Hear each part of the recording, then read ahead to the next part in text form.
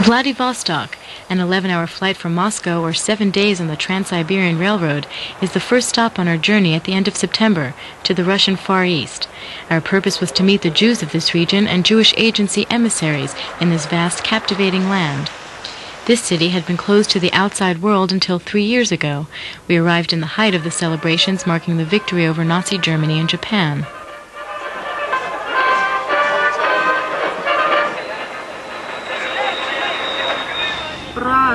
On our way to the Jewish agency offices, Luda, the office coordinator, sings a song written by some youngsters at last year's summer camp.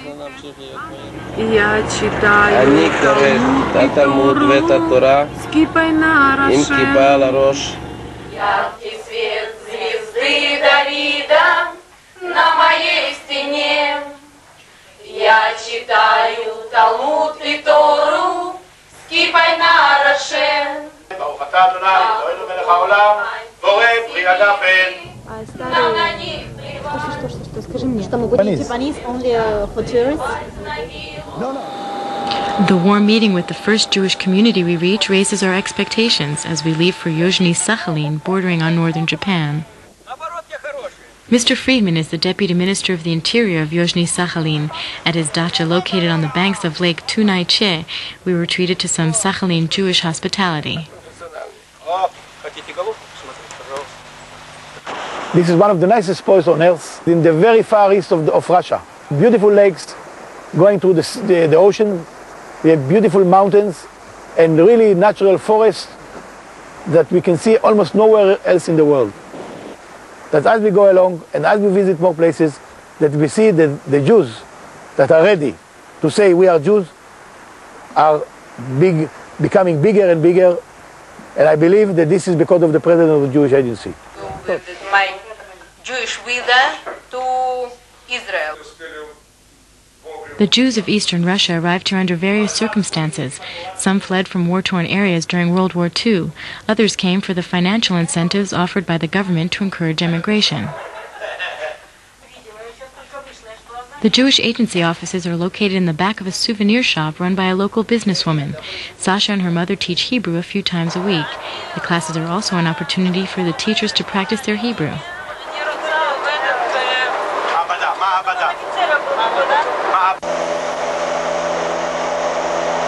An aging airplane flies us to our next destination, Khabarovsk. The old-fashioned equipment and the fact that here they fly in almost any weather conditions makes this flight a real experience.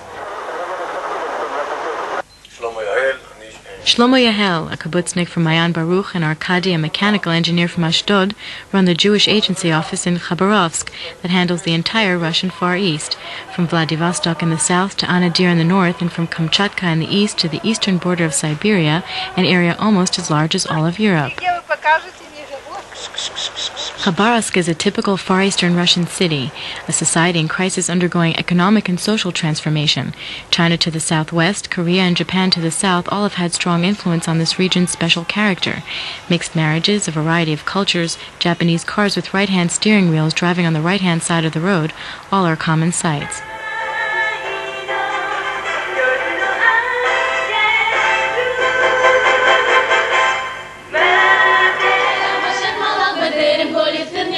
The Jewish community of Khabarovsk is also undergoing changes and needs assistance and guidance. The intensive work of the Jewish agency emissaries has eased some of the decision-making.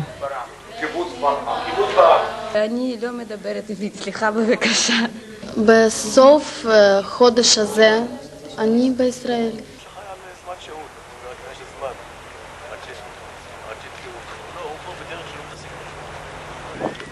The Amur River is the natural border between Russia and China and is the first stop on the way to Birobidzhan, or as maps still indicate, the Jewish Autonomous Zone.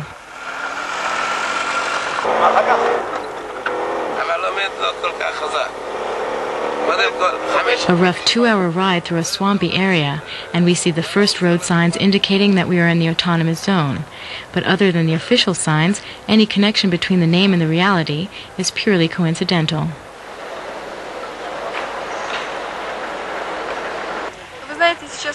The Jews are leaving Birobidzhan, and most of the remaining residents are Russian.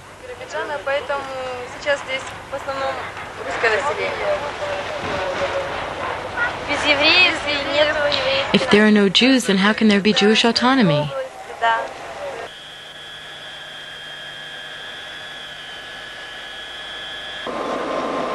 Back to Khabarovsk, and then on to our last stop, Kamchatka.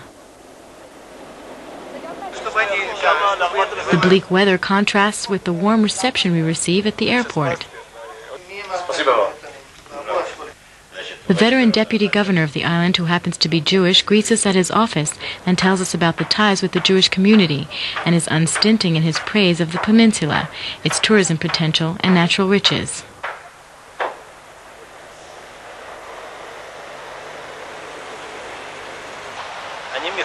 Michael Zingerman is a good example of the Jews of Kamchatka. I build a big port in Kamchatka. There are Jews working on every job. Lawyers, doctors. My relatives live in Kiryat Ata, Petach Tikva, and Ashdod. I want to live in Israel.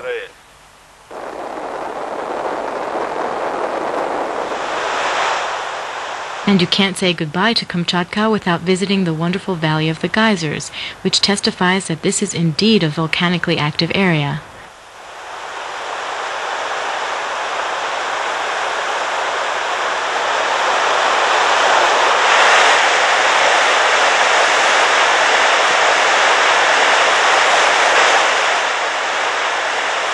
And a fitting end to our trip with special regards from so far away to a Jewish friend who left for Israel not long ago. Нашей камчатской диаспоры евреев Криц Марк Абрамович.